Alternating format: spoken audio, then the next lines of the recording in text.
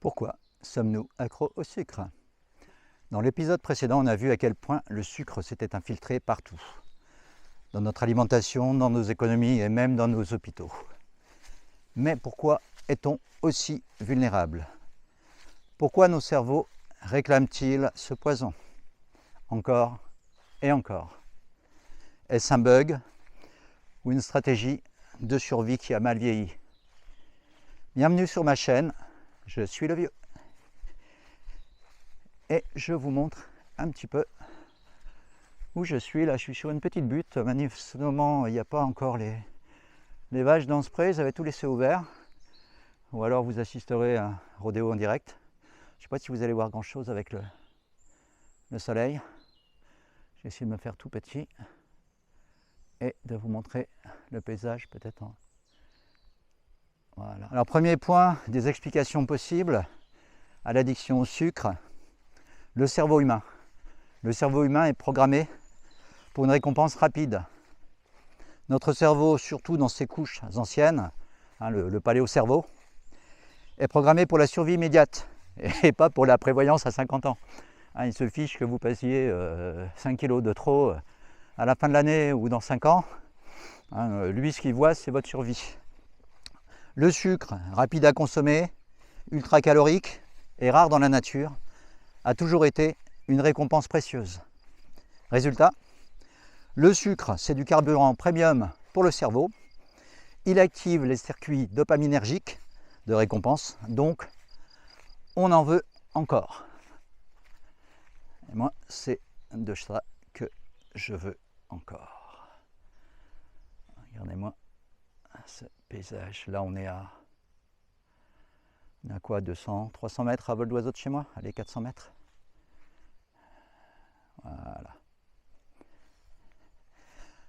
Deuxième point. Alors, assez méconnu. C'était une intuition chez moi et puis j'ai creusé un peu pour vérifier le sujet.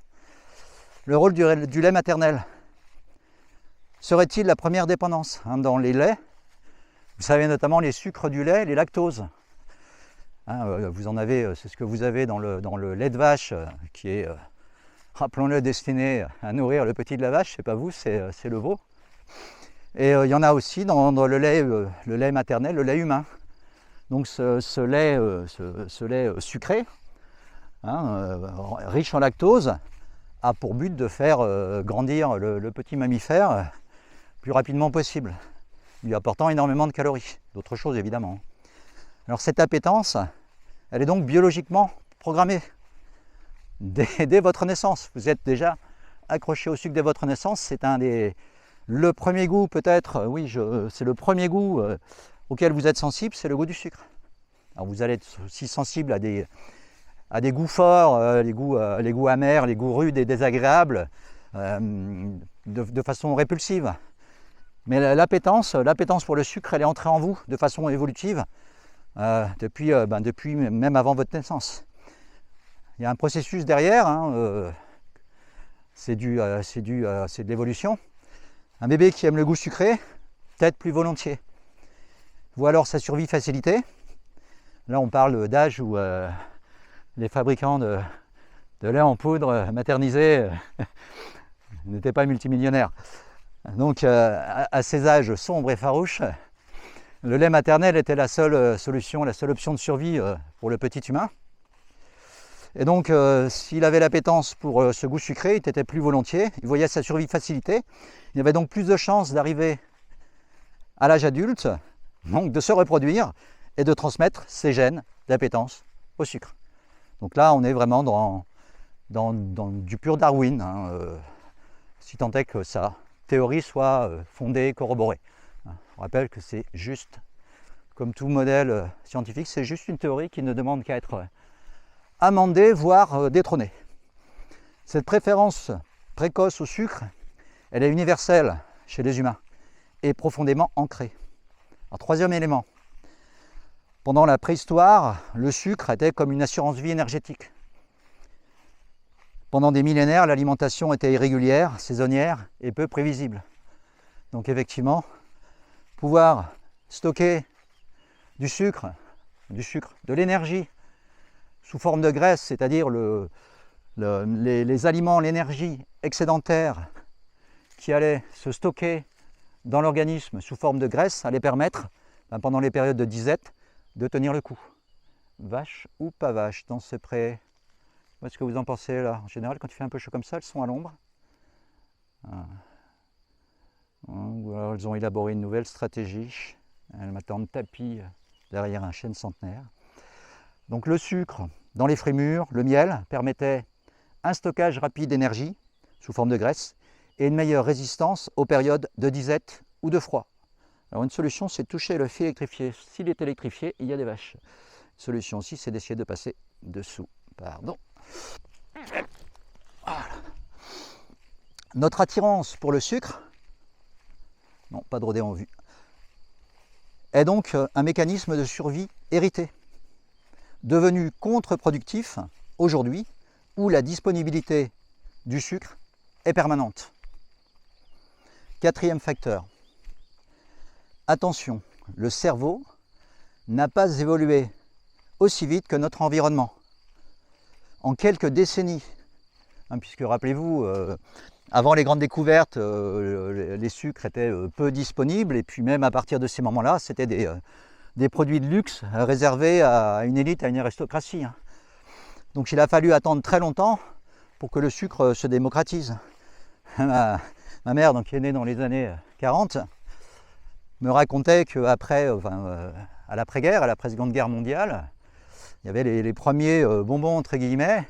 Par exemple, quand elle pouvait avoir un chewing-gum, elle le mâchait un peu, et puis elle le mettait de côté pour le remâcher un peu plus tard. Donc oui, on parle vraiment de quelques décennies. En quelques décennies, tout a changé. On est passé d'un monde de rareté à un monde d'abondance. Alors le soleil est derrière, mais ça ne va pas durer. Nos instincts, eux, sont restés les mêmes. On a un cerveau de chasseur-cueilleur. Une évolution, ça ne se fait pas en quelques décennies, ça ne se fait peut-être même pas en quelques siècles. Il faut vraiment beaucoup de temps. Je rappelle que l'homme moderne, sapiens sapiens, serait apparu, alors en plusieurs endroits, selon les différentes théories, différents endroits du globe, mais serait apparu il y a autour de 200 000 ans. 200 000 ans, c'est quoi? C'est, je peux dire de bêtises, c'est quoi? 10 000 générations? Il y a de quoi ancrer des comportements, des choses qu'on ne va pas changer en une ou deux générations.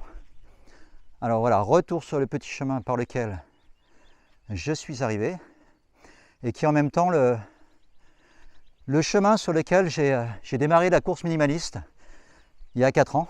C'est là-dessus, souvenir, c'est là-dessus en fait que j'ai réussi mes premières foulées tapis roulant. Voilà, peut-être là, c'était en montée. En montée, la technique est plus facile, comme on attaque naturellement par l'avant. Et là, 2-3 foulées, l'impression de flotter complètement. C'est magique, magique. Donc, quatrième facteur, le cerveau n'a pas évolué si vite que notre environnement. Donc, en quelques décennies, il n'y a pas d'évolution physiologique possible. Donc, on est passé d'un monde de rareté à un monde d'abondance, voire de surabondance. Mais nos instincts, eux, sont restés les mêmes. On a toujours un cerveau de chasseur-cueilleur. Un cerveau de chasseur-cueilleur dans un monde de distributeur automatique. Donc imaginez le clash. Vous êtes programmé pour aller chercher de la calorie à tout prix, au cas où. Le cerveau ne sait pas que votre frigo est plein, les armoires aussi. Enfin, si vous avez la chance, dans notre époque un peu troublée, de bénéficier encore d'une certaine abondance. Mais votre cerveau, lui, il ne le sait pas. Il voit de la nourriture, il a envie de la manger, et surtout si elle est grasse et sucrée. Donc les deux ensemble, c'est une bombe calorique. Alors le piège métabolique, ça c'est le 5e paramètre de ce que j'ai retenu pour les mécanismes de l'addiction. Voilà ce qui se passe dans votre corps. Vous consommez un aliment sucré ou qui a un indice glycémique élevé. Votre taux de glucose dans le sang monte rapidement. C'est ce qu'on appelle une hyperglycémie. Or, il ne doit pas, il doit être stable. Votre pancréas réagit, sécrète beaucoup d'insuline pour faire redescendre la glycémie. Mais il n'est pas programmé forcément pour réagir dosé au millimètre près face à un afflux massif de sucre. Il va mettre la dose, il va mettre le paquet. Ils vont sécréter souvent trop, un peu comme vous corrigez un dérapage, vous l'avez contrebraqué, quelquefois vous contrebraquez trop, puis vous êtes obligé de recontrebraquer dans l'autre sens. C'est ce qui va se passer aussi. Il largue trop d'insuline, la glycémie redescend trop, hypoglycémie réactionnelle. Votre cerveau interprète ça comme une faim urgente. Résultat, vous avez envie de sucre. Et le cycle recommence, s'auto-entretient. Donc ça, votre glycémie fait des yo-yo entre cette sensation entre guillemets de faim, qui est juste la fringale liée à la baisse de la glycémie, suite à justement une ingestion de sucre. Vous voyez, vous avez faim avec le sucre. Un dernier point, donc ça c'est vraiment, ça c'est une dépendance physiologique, c'est un mécanisme physiologique. Dernier point à ne pas négliger, le piège psychologique et émotionnel. Alors le sucre active les circuits de la dopamine, l'hormone du plaisir. Manger sucré, c'est souvent une réponse à un stress, une tristesse, une fatigue ou un vide émotionnel. C'est là que le piège se referme. On ne mange pas seulement pour se nourrir, mais pour se calmer, s'apaiser, se rassurer. D'autant que la prise de poids est elle-même, pour certaines personnes, peut être une source de stress supplémentaire. Donc vous entrez là dans une boucle. Je suis stressé ou je me sens pas bien, je mange beaucoup, et je mange beaucoup, je grossis et ça me stresse encore davantage. Voyez un peu le piège. Conclusion, une dépendance qui a des racines profondes, mais qui n'est pas une fatalité. Alors vous avez vu, c'est vraiment multifactoriel. On ne peut pas simplement culpabiliser ceux qui mangent trop de sucre. Nous avons vu que les racines de cette addiction, elles sont biologiques, sociales, culturelles. Mais ce n'est pas irréversible. Dans la prochaine vidéo, pour moi demain, pour vous la semaine prochaine, demain je vous emmène sur, pour vous la semaine prochaine, nous serons certainement sur le plateau de l'Aubrac. Donc la prochaine vidéo, on parlera de stratégies concrètes pour sortir de ce piège, de cette dépendance.